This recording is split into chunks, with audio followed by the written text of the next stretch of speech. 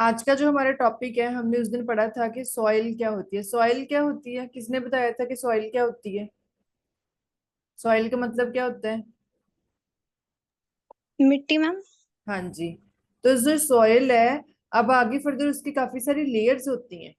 ऐसे ही होता है ना। आप देखो, अगर आपने कोई पेड़ देखा हो उगा हुआ, तो पेड़ की आगे नीचे फर्दर उसकी रूट्स, उसकी जो जड़ें होती हैं बहुत डीप गई होती है ना। मिट्टी कोई छोटी सी चीज तो है नहीं, मिट्टी बहुत डीप होती है। तो मतलब ये जो आपका टॉपिक है, सॉइल की लेयर्स बताई गई हैं, मतलब उसकी कितनी तय होती है। सबसे ऊपर वाली को क्या बोलते हैं, उससे फिर थोड़ा सा डीप जाओगे, फिर उस लेयर को क्या बोलते हैं, उससे नीचे वाली लेयर को क्या बोलते हैं, मतलब इसके डिफरेंट पार्टीशंस किए हुए हैं। और वो पार्टीशंस किस चीज के बने हुए हैं, उसके अंदर कौन कौन सी कैसे क्या मिट्टी ऐड है उसके अंदर, या फिर और कौन सा पार्टिकल ऐड है, तो वो चीजें इसके अंदर सिर्फ बताई हुई हैं। आपको ये चीज समझनी है आज के इस टॉपिक में। सॉइल की हमारे पास लेयर जो होती हैं, पहली बात तो इन्होंने बोला है soil is made up of distinct horizontal layers. हमें इतना पता है कि हाँ जी, इसके अंदर हॉरिजॉन्टल हॉरिजॉन्टल होती है, जो विड्थ वाइज होती है, चौड़ाई की साइड पे। वो कहते हैं कि लेयर्स से बनती है ये मिट्टी। ठीक है। एंड दे रेंज, जो रेंज है from rich organic upper layers, ठीक है, टू अंडरलाइंग रॉकी लेयर्स। मतलब यहाँ पे आपके पास अलग अलग लेयर, ये अपर लेयर्स हैं और नीचे वाली ये आपकी जो डीप वाली लेयर्स हैं। अब ये वन बाय वन देखो, ये 10 मार्क्स में आपका ये क्वेश्चन आ सकता है आपको। वन बाय वन मैंने इनको डिफाइन किया है। ठीक है, हर एक लेयर जो है वो कहाँ से बनी है और उसका क्या पर्पज है। सबसे पहले ये देखो, सबसे ऊपर वाली जो ऊपर है, ठीक है, जहां पे मतलब जो इतनी डीप नहीं है, सबसे ऊपर वाली, इसको ओ हॉरिजन बोलते हैं। ठीक है, ह्यूमस। ये है आपके पास ओ हॉरिजन, फर्स्ट, सबसे फर्स्ट वाली लेयर जो है। टॉप, सबसे ऊपर वाली मिट्टी जो सबसे ऊपर वाली होती है, उसको क्या बोलते हैं? ऑर्गेनिक लेयर है ये सॉइल की। ये ज्यादातर लीफ लिटर से बनती है और ह्यूमस से बनती है, डिकम्पोज्ड ऑर्गेनिक मैटर जो होता है। ठीक है। लीफ लिटर जो पत्तों का वो जो लिटर्स होते हैं वहां से बनती है, और ह्यूमस जो डीप ऑर्गेनिक, जिसको हम बोल देते हैं ना, ऑर्गेनिक मैटर जो होता है, ये इसकी बनी होती है। आपको सिर्फ इतना समझना है कि इतनी कितनी बनी हुई है, किस किस चीज से ये लेयर्स बनती हैं। पहली लेयर इस चीज से बनती है। दूसरी लेयर जो है ए हॉरिजन, उसके नीचे थोड़ा जाओगे और डेप्थ में जाओगे, तो इस लेयर को क्या बोलते हैं? This layer is called top soil. ये सबसे ऊपर वाली टॉप ऑर्गेनिक लेयर है, उसके बाद वाली को टॉप सॉइल बोलते हैं। So it is found below the O horizon. O first, सबसे पहली वाली लेयर के दूसरे नंबर पे ये वाली लेयर होती है। ठीक है। It is found below the O horizon and above the E horizon.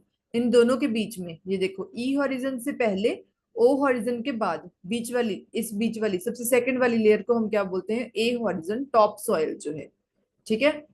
तो ये क्या है? Seeds germinate and plant roots grow in this dark coloured layer. यहाँ पे वो कहते हैं उनकी जो जो भी हम लोग जो छोटे छोटे बीज आप लोग बीजते हो ना किसी पौधे के, किसी प्लांट के, तो वो जो होते हैं वो यहाँ पे ग्रो करते हैं। उसकी जड़ें जो होती हैं वो यहाँ पे इस वाली लेयर में, ये देखो, ये ए लेयर, ये देखो यहाँ पे उन्होंने उनकी रूट्स दिखाई हुई है, जो जड़ें हैं वो यहाँ पे ज्यादा फैलती है, ए लेयर में।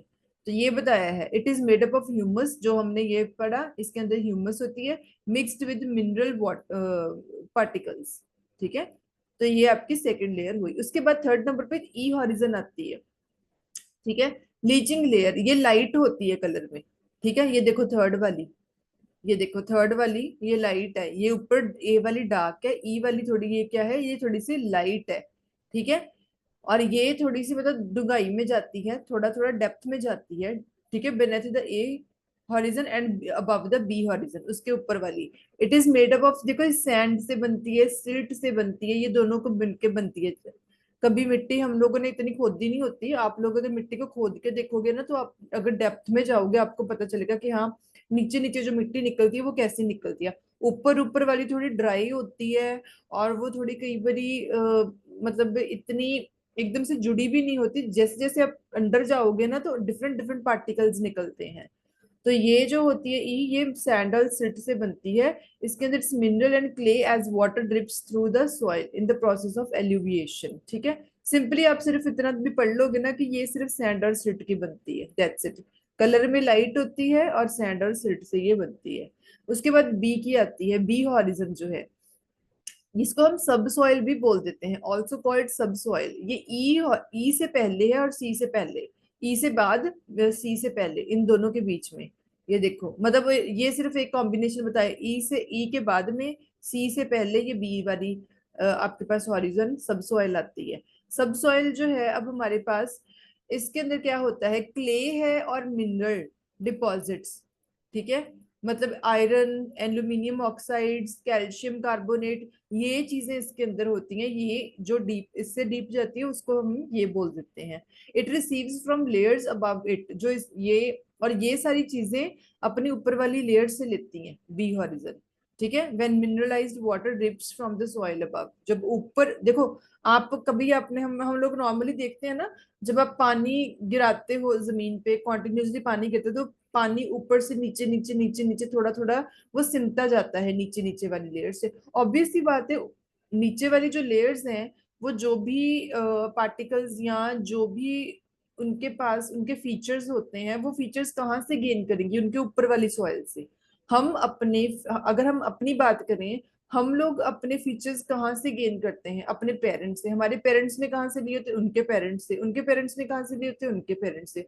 तो as it is deep rooted चलती आ रही है वो लेयर्स, उनको हम जनरेशन बोल देते हैं।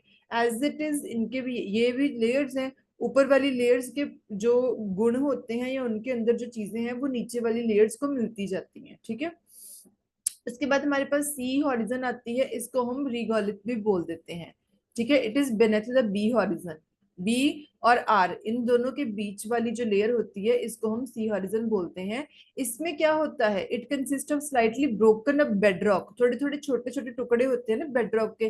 प्लांट के जो roots do not penetrate into this layer. देखो, प्लांट, जो पौधों की जड़ें हैं, वो यहाँ तक नहीं पहुंचती, इनके ऊपर वाली लेयर में रह जाती हैं। ये देखो, ये सी, अब ये देखो यहाँ पे सी जो ये दिख रहा है आपको, सी हॉरिजन, तो यहाँ पे ये बड़े बड़े टुकड़े हैं। इससे ऊपर देखो छोटे छोटे टुकड़े हैं, जो ये जड़ें हैं ना पेड़ पौधों की, ये ऊपर ए हॉरिजन तक रह जाती हैं, यहाँ तक, बहुत ज्यादा डीप यहाँ तक नहीं पहुंचती। ठीक है, सबसे जो फिर उसके बाद, इसके बाद जो लास्ट में आती है आर हॉरिजन, ये बहुत ज्यादा ठीक है, अनवेदर्ड रॉक है, बेड रॉक बोलते हैं इसको, लेयर को। ये बेड रॉक है, सबसे नीचे वाली जो लेयर है, it is beneath all the layers, that this is called bed rock, जिसका जिसके जो बेस है सारी लेयर्स का।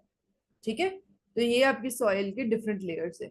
अब इनमें किसी को कोई प्रॉब्लम हो, कुछ ना समझ में आया हो?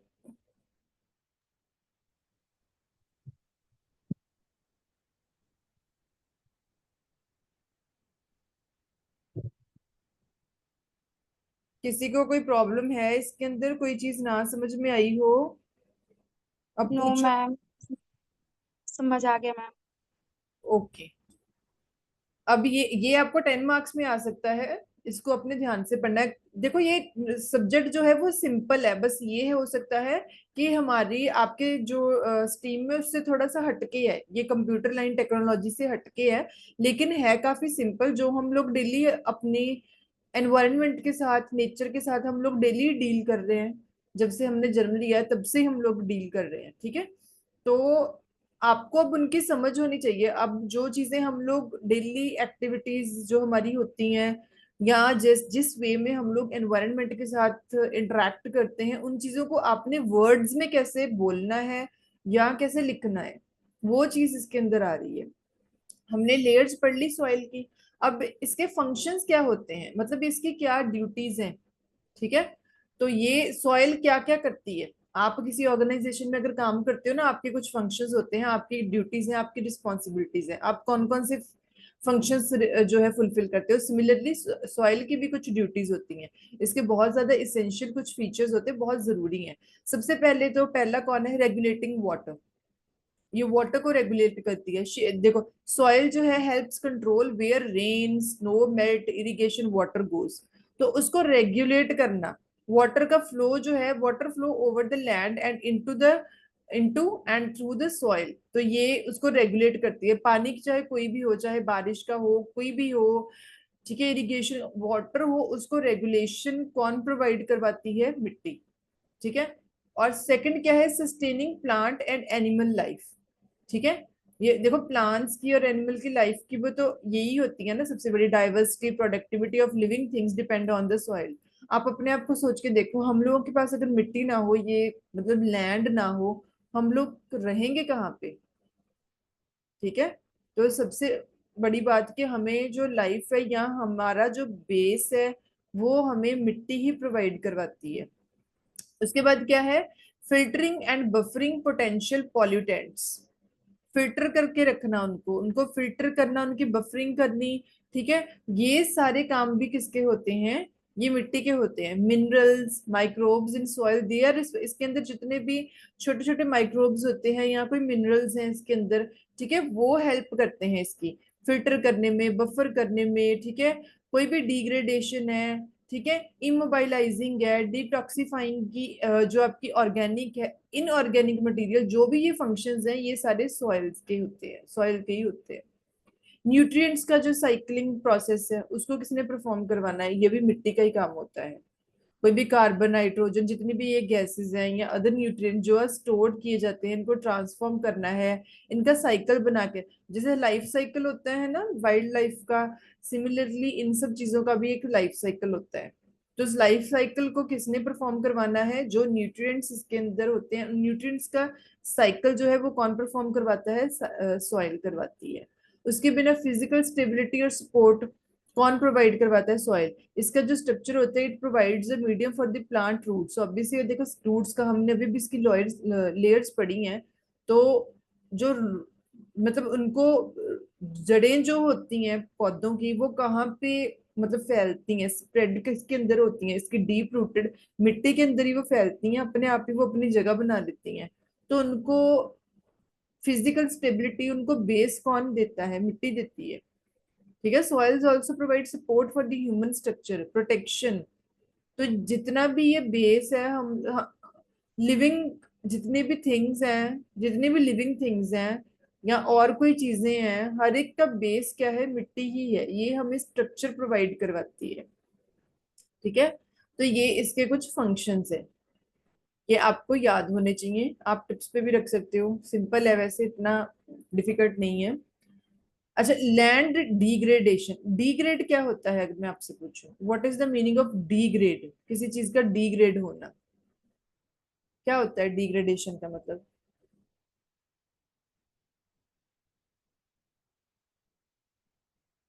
बोलो, कोई जना बताओ, चैट में ही बता दो, बोल के नहीं बताना तो।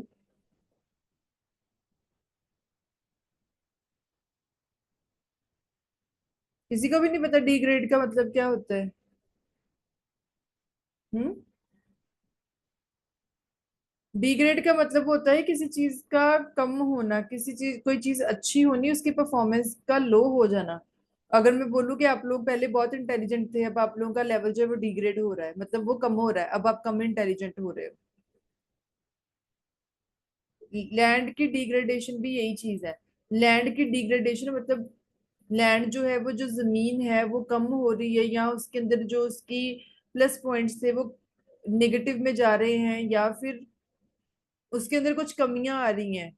ठीक है। तो वो एक तरह का लैंड डिग्रेडेशन डिग्रेडेशन हो जाता है। लैंड डिग्रेडेशन मींस रिडक्शन और लॉस किसी चीज का, वो होता है डिग्रेड होना। ठीक है। तो ये हमारे डिफरेंट एरियाज हो सकते हैं। ठीक है। और इसके डिफरेंट रीजंस भी हो सकते हैं, और अलग अलग प्रोसेसेस भी हो सकती हैं जिसकी वजह से ये चीज हो रहा है। यानी कि ये सारी जितनी मतलब प्रॉब्लम्स इसके अंदर आ रही हैं, ये किसकी वजह से होती है? यहाँ पे इसके काफी सारे रीजंस हो सकते हैं। ह्यूमन एक्टिविटीज भी हो सकती हैं, हमारी वजह से तो हो ही रहा है, एनवायरनमेंट को हमारी वजह से बहुत नुकसान होता है। ठीक है। तो ये इसके अंदर प्रॉब्लम है। तो लैंड डिग्रेडेशन बेसिकली क्या है? इसके लैंड डिग्रेडेशन का मतलब आपको पता होना चाहिए। लैंड डिग्रेडेशन क्या है? इसका मतलब क्या है? रिडक्शन और लॉस।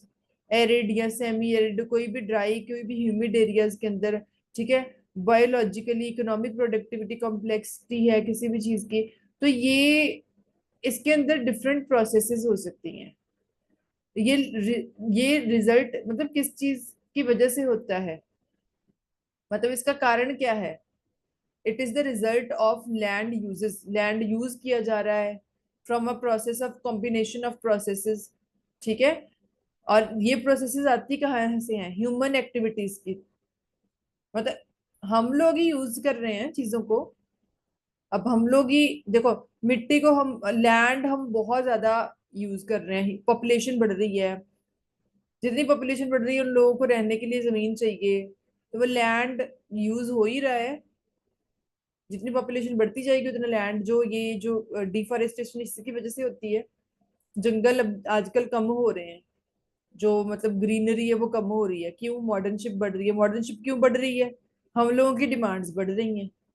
हमारी डिमांड्स बढ़ रही हैं, हमारी डिमांड्स को पूरा करने के लिए, उनको फुलफिल करने के लिए नेचर को कहीं ना कहीं हार्म दिया जाता है।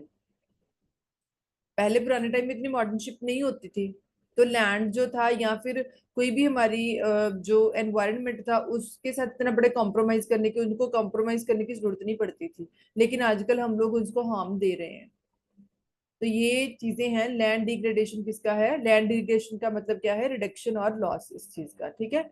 तो इसके डिफरेंट डिफरेंट डिफरेंट डेफिनेशन हैं। एक और डेफिनेशन भी उन्होंने दी है, अल्टरनेटिव डेफिनेशन। लैंड डिग्रेडेशन क्या है? Reduction in the capability of the land to produce benefits. Yes. ठीक है। अगर इसका फंक्शन, लैंड डिग्रेडेशन को और भी हम किस तरीके से बोल सकते हैं कि इसकी कैपेबिलिटी कम हो रही है, हमें ये उतने बेनिफिट्स नहीं दे पा रही जितने ये दे सकती है। ठीक है। From a particular land use under a specified form of land management, मतलब इसकी मैनेजमेंट नहीं सही तरीके से की जा रही, तो उसको भी हम बोल सकते हैं कि लैंड डिग्रेडेशन। अच्छा, एक और टर्म आपको आती है 2 मार्क्स में, ये क्वेश्चन पे भी आ जाते हैं। What is soil erosion? Soil erosion क्या होता है? ये एक प्रोसेस है in which the top fertile layer of soil is lost. उसको बोलते हैं सॉइल एरोजन। ठीक है। और इसके डिफरेंट डिफरेंट कारण हो सकते हैं। जो टॉप लेयर है, ऊपर वाली लेयर, फर्टाइल लेयर जो है वो खत्म हो रही है, या खत्म हो रही है, या खत्म हो चुकी है, उसको हम बोल देते हैं सॉइल एरोजन। और ये इसकी वजह से क्या होता है? सॉइल बिकम्स लेस फर्टाइल, मतलब इतनी प्रोडक्टिविटी नहीं हो पाती फिर मिट्टी से, जितनी होनी चाहिए, जितनी अच्छी क्रॉप्स आपको मिल सकती है वो नहीं हो पाती हैं। So top layer of soil is very light. ये अगर आप देखो, ऊपर वाली जो मिट्टी होती है ना वो काफी लाइट होती है। ठीक है। हवा चलती है, आप लोग देखते हैं ना, हवा चलती है तो मिट्टी उड़ने लगती है। क्यों? क्योंकि वो लाइट है। भारी चीज को हवा नहीं उठा पाती, हल्की चीज को हवा उठा पाती है। सबसे ऊपर वाली जो लेयर होती है मिट्टी की वो काफी लाइट वेट होती है, तो वो जैसे ही हवा चलती है, तूफान आते हैं, तो वो ऊपर की मिट्टी जो होती है वो उड़ने लगती है। ठीक है। तो एक लोकेशन से दूसरी लोकेशन पे मूव ऑन हो जाना। ठीक है। The top layer of the soil is very light which is easily carried away by wind and water. तो ये बड़ी आसानी से उड़ भी जाती है, बह भी जाती है जब फ्लड आते हैं। ठीक है। पानी की वजह से, पानी के साथ भी ये बह जाती है। So the removal of the top soil by the natural forces is known as soil erosion. Top soil जो ऊपर वाली मिट्टी है, उसका खत्म हो जाना, उसका लॉस्ट हो जाना, just due to any natural process. ये जो तूफान आते हैं, हवा चलती है, नेचुरल प्रोसेस है। फ्लड आते हैं, बारिश होती है, ये नेचुरल प्रोसेस है। इसकी वजह से उसका उसका कम हो जाना, उसका लॉस हो जाना, वो सॉइल एरोजन है। ठीक है।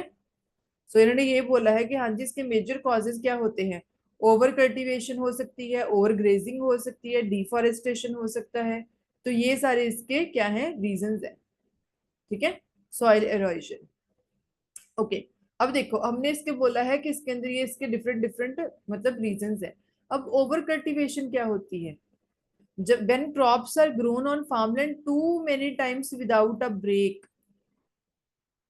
कोई ब्रेक ही नहीं देनी जमीन को, और साथ के साथ क्रॉप्स उगाते रहना, फसलें उगाते रहते हो।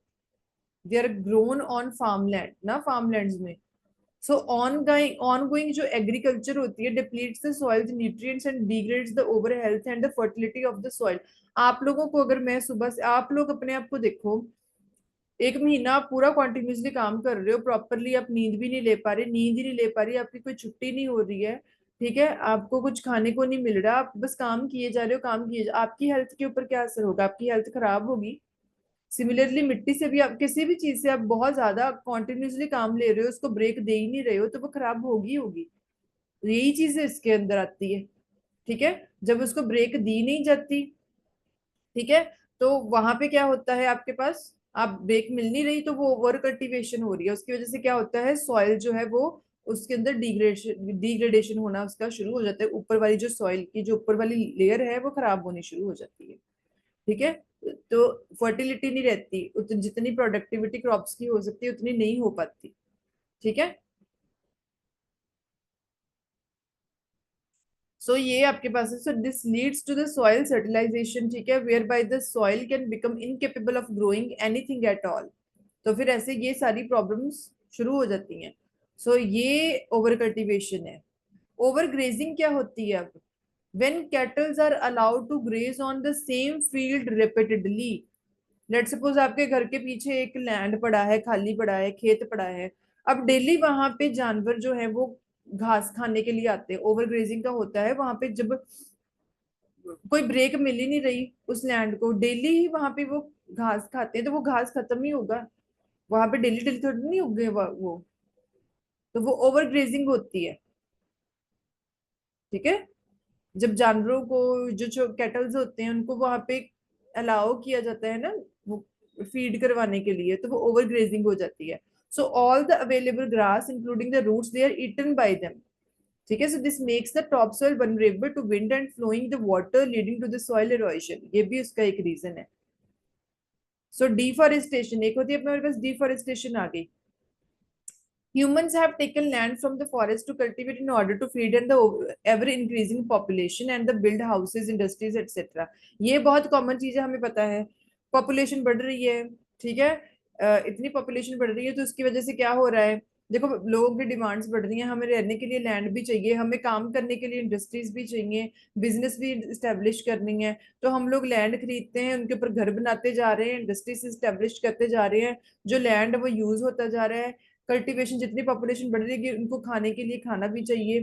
ठीक है, तो वो कल्टीवेशन भी हो रही है, तो ऑब्वियस सी बात है, हमें पता है कि डिफॉरेस्टेशन, ठीक है, cutting, so cutting down the trees on a large scale of these purposes is known as deforestation. जब पेड़ों को हद से ज्यादा कट किया जा रहा है, अब रेगुलर बेसिस पे हम लोग डेली ही सुनते हैं, न्यूज में भी देख रहे हैं, वैसे भी आप अगर देख लो पुराने टाइम में भी, अगर कुछ साल पीछे जाके देखो तो हमारे पास बहुत सारे पेड़ होते थे, लेकिन आजकल पेड़ नहीं रहे हैं, क्योंकि ये जो जितनी भी ट्रीज को बहुत लार्ज स्केल के ऊपर कट किया जा रहा है, इसको हम बोलते हैं डिफॉरेस्टेशन।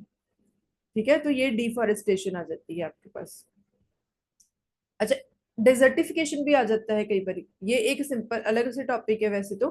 ठीक है, ये आपको पता होना चाहिए। It is the degradation process by which a fertile land changes itself into a desert by the losing its flora and fauna. So this can be caused by drought and deforestation, climate change, human activities, improper agriculture। तो ये देखो mismanagement है चीजों की। तो ये desertification क्यों होती है, due to the degradation of land. Degradation क्यों आती है, हमने ऊपर पढ़ा है, ये सारे हमारी वजह से ही हो रहा है, ये सारी चीजें, ओवर कल्टीवेशन भी हमारी वजह से, ओवर ग्रेजिंग भी, डिफॉरेस्टेशन हमारी वजह से हो रहा है। तो ये कौन सी एक्टिविटीज हैं, मैन मेड एक्टिविटीज हैं, जिसकी वजह से क्लाइमेट जो है वो चेंज हो रहा है। ठीक है, तो ये हमारा सिंपली इसके अंदर टॉपिक है। अगर आपको ऐसा कोई टॉपिक आता है कि व्हाट इज लैंड डिग्रेडेशन, ये 2 मार्क्स से क्वेश्चन आ सकता है, इसके अंदर भी आप इनको यूज कर सकते हो। सॉइल एरोजन क्या होता है ये भी आपको पता हो, सॉइल एरोजन के आपके पास कॉजेज कौन से हैं ये आपको पता हो। 3 कॉजेज हमने कर ली, इनको आप 2-2 3-3 लाइंस में भी लिखो, 3-3 4-4 लाइंस में इनकी क्लियर कट डेफिनेशन लिखोगे ना, जहां पे आपका लॉजिक क्लियर हो, तो भी आप आराम से आपको स्कोर मिल जाएगा। अच्छा, सॉइल कंजर्वेशन क्या होता है, सॉइल कंजर्वेशन ये एक कॉम्बिनेशन है उन प्रैक्टिसेस का which are use to protect the soil from degradation. ठीक है, ये वो मतलब ऐसी एक्टिविटीज जो कि सॉइल को डिग्रेड होने से, मतलब उसका लॉस होने से बचा के रखने के लिए वो यूज की जाती हैं, उसको बोला जाता है सॉइल कंजर्वेशन। उनके कॉम्बिनेशन, उन प्रैक्टिसेस के कॉम्बिनेशन को बोला जाता है सॉइल कंजर्वेशन। कौन सी प्रैक्टिसेस, जिससे हम सॉइल को बचा सकते हैं डिग्रेड होने से। सो फर्स्ट एंड फॉरमोस्ट ये क्या, it involves treating the soil as a living ecosystem and recognizing that all the organisms that make the soil their home so play important roles in producing a fertile healthy environment. देखो basically environment जो है, हम इससे बहुत ज्यादा छेड़छाड़ ना करें, हम इसको ध्यान से रखें, इसकी टेक केयर करें, ऐसी एक्टिविटीज ना करें जिनकी वजह से ये अफेक्ट होती है, तो ऑब्वियस सी बात है ये सारा कुछ जो है वो सॉल्व हो सकता है। ठीक है।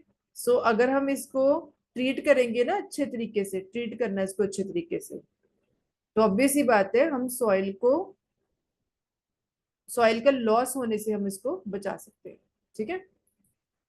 अच्छा, आपके पास ये कुछ ना टॉपिक्स आए हैं आपके बुक के अंदर, डिफरेंट टॉपिक्स है, ये आपको मतलब पता हो, क्योंकि ये 2 मार्क्स में भी आ सकता है। मैंने वैसे इसकी छोटी छोटी पिक्चर्स डाल दी हैं कि आपको थोड़ा क्लियर हो जाएगा। एक ना जो हम लोग करते हैं खेतों में, ये जो आज मतलब with the passage of time new technology जो एडवांसमेंट्स है वो आ रही है ना, दे आर टेकिंग प्लेस।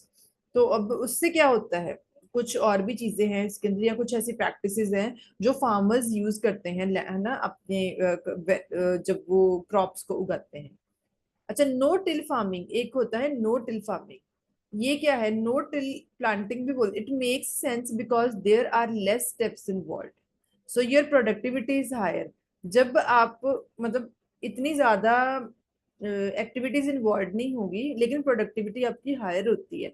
ये वाला जो आपने सीन देखा हो ना, ये जो आपने देखे भी होंगे कई बारी खेतों में ऐसे, मतलब जो क्रॉप्स उगाई जाती है उनको नो टिल फार्मिंग भी बोलते हैं। So soil doesn't have to be tilled. Instead, the seeds are planted through the remains of previous crops by planters or the drills that cut a V slot, place the seeds, and close the furrow. ये जो होती है इसको हम बोलते हैं, ये till farming होती है। ऐसे ऐसे आपने सिंपली इसको क्या करना है, बहुत सीड जो है उनको प्लांट किया जाता है। ठीक है, प्लांटर्स के थ्रू भी कर सकते हो और ड्रिल के थ्रू भी कर सकते हो। ठीक है, उसके बाद सीड्स को वहीं पे रखा जाता है, मतलब इसके अंदर डिस्टेंस होता है थोड़ा, ये बहुत ज्यादा जिसे हम बोले नैरो नहीं होता यहाँ पे जो इनको फसलों को उगाया जाता है। ठीक है। अच्छा, काउंटर फार्मिंग, ये भी एक काउंटर फार्मिंग है, ये वाली होती है, देखो काउंटर फार्मिंग आपको देख के थोड़ा सा क्लियर हो जाएगा। इसको काउंटर फार्मिंग बोला जाता है। ये देखो, ये काफी अच्छी मतलब एक तो इनकी ऑर्गेनाइजेशन भी काफी अच्छी लग रही है। इसके अंदर अगर हम बात करें तो लैंड को बहुत एक बड़े रेट के ऊपर यूटिलाइज नहीं किया गया। इसके अंदर देखो, इट इन्वॉल्व्स टिलिंग, इसके अंदर भी टिलिंग हो रही है। देखो टिलिंग ऐसे ये यही टिलिंग है, टिलिंग भी इन्वॉल्व है। टिलिंग को हमने अभी भी क्या पढ़ा, ये देखो जो राइट साइड पे ये वाली जो इमेज है, ठीक है, इसके अंदर ये देखो बीच में जो जगह छोड़ी गई इसको छोड़ छोड़ के थोड़ा बनाया गया, इसको टिलिंग भी बोलते हैं। सो इसके अंदर involve tilling and planting along the contour rather than up and down the slope. ठीक है। सो जो रोज होती है प्लांट्स की, they act as dams which slow down the flow of water moving down the slope. ये जो rows होती है ये काफी बेनिफिशियल होती हैं जब फ्लड्स आते हैं, तो उसके अंदर हेल्प होती है वैसे सिचुएशन के अंदर। So unless some type of contour farming is used particularly on long slope, serious field erosion can result. ठीक है। So contour farming also uses less fuel and power of tractors. यहाँ पे आपको बहुत ज्यादा ट्रैक्टर्स और फ्यूल की जरूरत नहीं पड़ती है। मतलब ये फार्मिंग क्रॉप्स को उगाने का ये तरीका एक बेनिफिशियल, एक अच्छी प्रैक्टिस है। अच्छा, नेक्स्ट आता है एग्रो फॉरेस्ट्री। एग्रो फॉरेस्ट्री क्या हो जाता है, agroforestry is defined as agriculture. इसको क्या बोलता है, एक छोटे, अगर मैं एक सेंटेंस में इसका अपने आंसर करना हो, एग्रो फॉरेस्ट्री क्या होती है, एग्रीकल्चर विद ट्रीज, जहां पे ट्रीज हो ऐसे। ये देखो, ये जो फसलें होती हैं आपने देखा भी होगा, कई बार हम लोग सॉन्ग्स में देखते होते हैं हीरो हीरोइन को ऐसे ऐसे खेतों में जाते हैं, आपने देखा भी होगा। ये वाले जो खेत होते हैं जहाँ पे पेड़ उगाए जाते हैं, ये एग्रो फॉरेस्ट्री होती है, एग्रीकल्चर विद ट्रीज, जहाँ पे ट्रीज भी हों। ठीक है। तो ये होती है, it is the interaction, agro forestry क्या होती है, interaction of agriculture and trees including the agricultural use of trees. इसके अंदर क्या होता है, ट्रीज ऑन फार्म्स, फार्म्स के ऊपर ट्रीज होते हैं, एग्रीकल्चर लैंडस्केप्स होती हैं, फार्मिंग इन फॉरेस्ट भी हो सकता है, अलोंग फॉरेस्ट मार्जिन भी हो सकता है, ट्री क्रॉप प्रोडक्शन भी होती है। ठीक है। तो मतलब interaction between trees and the other combination components of the agriculture में be important range of skills, basically उसको बोला जाता है। अगर आपको सिंपल फॉर्म में हमने पढ़ ही लिया कि एग्रोफोरेस्ट्री क्या होती है, जहां पे ट्रीज हो, एग्रीकल्चर का कोई भी कंपोनेंट हो, एग्रीकल्चर का कोई भी काम कर रहे हो लेकिन वहां पे ट्रीज है, तो उसको हम बोलते हैं एग्रो फॉरेस्ट्री। फॉरेस्ट्री क्या होती है, फॉरेस्ट क्या होते हैं, जहां पे ट्रीज बहुत ज्यादा होते हैं, पेड़ बहुत ज्यादा होते हैं, ठीक है। So in fields where trees and crops are grown together, जहां पे पेड़ और फसलें इकट्ठी उगाई जाती हैं, ठीक है। ऑन फार्म्स, कौन से फार्म, जहां पे ट्रीज में provide fodder for live stocks, fuel, food, shelter, income for the production including timbers, landscapes भी होते हैं। तो ये जो प्रोसेस होती है इसको हम बोलते हैं एग्रोफोरेस्ट्री। अच्छा, एक और टॉपिक आपको आया है, चेक डैम। चेक डैम जो होते हैं ना, ऐसे कुछ आप लोगों ने देखे होंगे चेक डैम्स, इस फॉर्म में और भी काफी सारे आ जाते हैं, ठीक है। तो ये चेक डैम्स डैम्स होते हैं, इनका भी मतलब एक तरह का अगर हम बात करें, इसका भी एक बेनिफिट है, ठीक है। ये एक स्मॉल डैम होता है constructed across a drained ditch, swale और channel to lower the velocity of flow. देखो, ये आप लोगों ने जब हम लोग घूमने जाते हैं यहाँ ये नहर जो होती है ना, कनाल्स की साइड पे साइड अगर आप देखो ना, तो वहां पे भी ये कहीं कहीं बने होते हैं बहुत सारी जगह पे। मतलब जो वाटर का फ्लो होता है ना, उसको थोड़ा कम करने के लिए, एकदम से नहीं बहता। So reduced runoff velocity reduces the erosion and gulling in the channel. Gulling in the channel allows sediments to settle out. So मतलब कि पानी के फ्लो को एकदम से बहुत फ्लो से नहीं जाता, यहाँ पे आके वो थोड़ा डिवाइड हो जाता है, तो वो बेनिफिशियल रहता है काफी सारी प्रोसेसेस के लिए, ठीक है। तो ये हमारा फर्स्ट चैप्टर था। इसके अंदर जो हमने आज जितने भी टॉपिक्स किए हैं, इसके अंदर कोई ऐसी प्रॉब्लम हो जो आपको ना, मतलब ऐसा कोई टॉपिक हो जो आपको समझ में ना लगा हो, कोई टॉपिक है ऐसा? No ma'am. इसको एक बारी पढ़ लेना दोबारा से, आपको फिर ना ये भूलेगा नहीं। जो आपको क्लास में पढ़ाया जा रहा है ना, जो भी आपको टॉपिक्स करवाए जा रहे हैं, उनको दोबारा से एक बार जरूर रीड किया करो, आपको जो वो चीजें भूलेंगी नहीं, ठीक है। मैं लिंक दोबारा शेयर कर रही हूँ, मीटिंग एंड होने वाली है, दोबारा ज्वाइन करो।